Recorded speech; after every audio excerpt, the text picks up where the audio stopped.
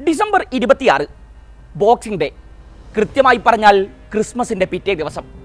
കായിക രംഗത്ത് ഈ ദിനം ഏറെ പ്രത്യേകതകൾ നിറഞ്ഞതാണ്. ഒരു പിടി ചരിത്ര പോരാട്ടങ്ങൾക്ക് സാക്ഷ്യം വഹിച്ച ദിനം. ഓരോ വർഷവും ക്രിക്കറ്റിലും ഫുട്ബോളിലും സുപ്രധാന മത്സരങ്ങളാണ് ഈ ദിനം ഷെഡ്യൂൾ ചെയ്യപ്പെടാറുള്ളത്.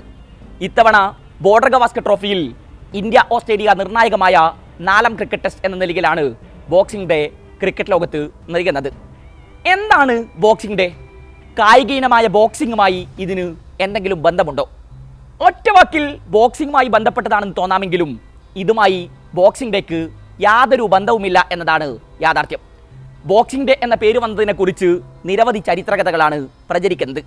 അതിൽ പ്രധാനപ്പെട്ടത് ഇതാണ്. ക്രിസ്മസ് ദിവസം ഓസ്ട്രേലിയയിൽ പലപ്പോഴും ഷോപ്പുകളും പോസ്റ്റൽ സർവീസുമെല്ലാം തുറന്ന് പ്രവർത്തിച്ചിരുന്നു. ആളുകൾക്ക് സമ്മാനങ്ങൾ വാങ്ങാനും അത് അയച്ചു കൊടുക്കാനുമാണ് ആ ദിവസം വർക്കിംഗ് ഡേ ആയി നിലനിർത്തിയത്. മറ്റുള്ളവർ ആഘോഷത്തിൽ ഏർപ്പെടുമ്പോൾ ഇവർ ജോലിയിൽ മുഴുകുകയാണ് പതിവ്. ഇതിന് പകരമായി ക്രിസ്മസിന്റെ അടുത്ത ദിവസം ഈ തൊഴിലാളികൾക്ക് സ്ഥാപന മേധാവികൾ അവധി നൽകി വന്നിരുന്നു. അവരുടെ പ്രവർത്തനങ്ങൾക്കുള്ള നന്ദി സൂചകമായി പണവും മറ്റു വസ്തുക്കളും അടങ്ങിയ ക്രിസ്മസ് ബോക്സുകൾ സമ്മാനിക്കുകയും ചെയ്യാറുണ്ട്. സമ്മാനങ്ങൾ അടങ്ങുന്ന ബോക്സ് നൽകുന്ന ദിവസം എന്ന നിലയിലാണ് ക്രിസ്മസ് പിറ്റേന്ന് ബോക്സിംഗ് ഡേ ആയി മാറിയത് എന്നാണ് പറയപ്പെടുന്നത്.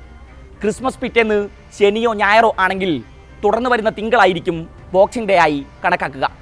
ക്രിസ്മസ് ദിവസം വീട്ടുകാർക്കൊപ്പം ചെലവഴിക്കാൻ പറ്റാത്തവർ പിറ്റേ ദിവസം ആഘോഷത്തിനായി തിരഞ്ഞെടുക്കുന്നു.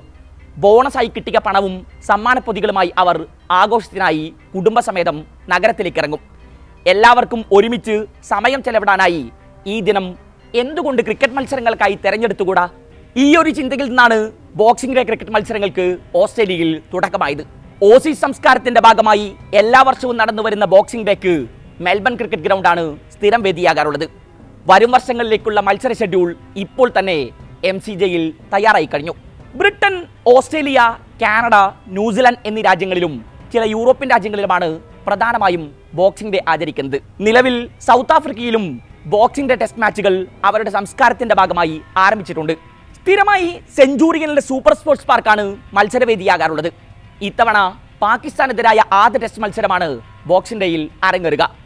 1833 മുതൽ വിദേശ രാജ്യങ്ങളിൽ ബോക്സിംഗ് ഡേ ആചരിക്കുന്നുണ്ടെന്നാണ് പറയപ്പെടുന്നത്.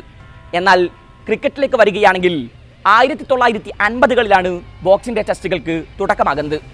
ഓസ്ട്രേലിയയും ഇംഗ്ലണ്ടും തമ്മിലായിരുന്നു ഏറ്റുമുട്ടിയത്. ഇതിനും എത്രയോ മുമ്പ് ബോക്സിംഗ് ഡേ മാച്ചുകൾ നടന്നിട്ടുണ്ടെങ്കിലും ആഭ്യന്തര മത്സരങ്ങൾ മാത്രമായിരുന്നു അവ.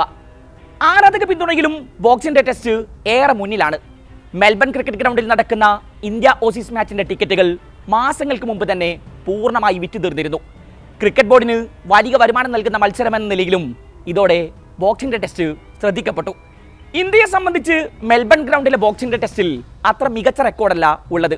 അവസാന 14 മത്സരങ്ങളിൽ 4ൽ മാത്രമാണ് ഇന്ത്യക്ക് ജയിക്കാനായത്. 8 മാച്ചുകൾ തോറ്റപ്പോൾ 4 കളി സമനിലയിൽ കലാശിച്ചു. എന്നാൽ 2020 മത്സരത്തിൽ അജിൻക്യ രഹാനയുടെ സെഞ്ചുറിക്കടുത്തിൽ 8 വിക്കറ്റ് വിജയം സ്വന്തമാക്കാൻ ഇന്ത്യക്കായിരുന്നു. ക്രിക്കറ്റിൽ മാത്രമല്ല, ഫുട്ബോളിലും ബോക്സിംഗ് ഡേ പ്രസിദ്ധമാണ്. ഇംഗ്ലീഷ് പ്രീമിയർ ലീഗിലെ പ്രധാന മത്സരങ്ങൾ ഈ ദിനങ്ങളിലേക്ക് ഷെഡ്യൂൾ ചെയ്യാറുണ്ട്.